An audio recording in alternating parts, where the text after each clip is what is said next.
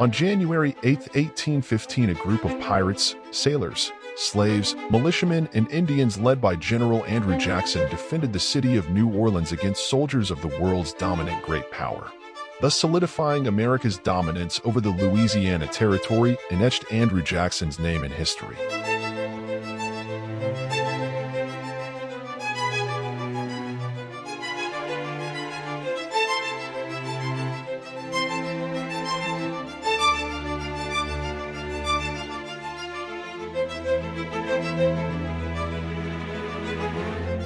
When learning about the Battle of New Orleans, we are repeatedly told that while it was a valiant effort, it was unnecessary and ultimately didn't matter, due to the Treaty of Ghent being signed just over 2 weeks before the battle commenced.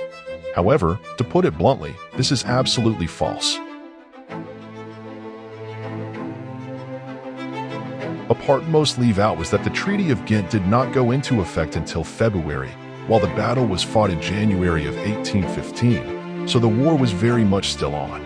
Furthermore, there were deeper political issues as both Britain and Spain didn't recognize the Louisiana Purchase as legitimate, as the territory was sold to the U.S. by Napoleon Bonaparte.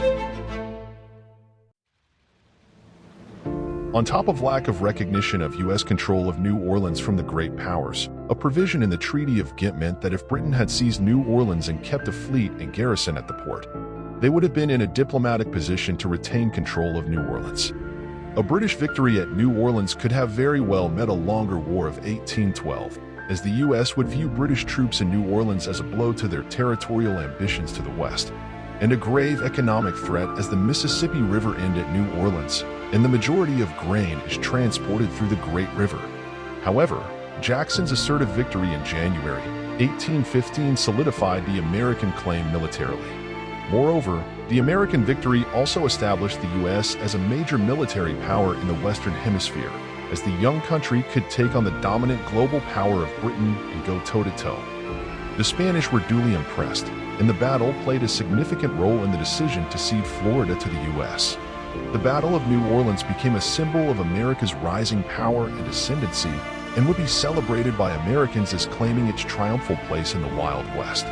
Also importantly, the American defense gave rise to the legend of Old Hickory, as Andrew Jackson would become a national hero and use his popularity to become president in 1828. Without an American victory at New Orleans, the course of the War of 1812, the West and American politics looks drastically different.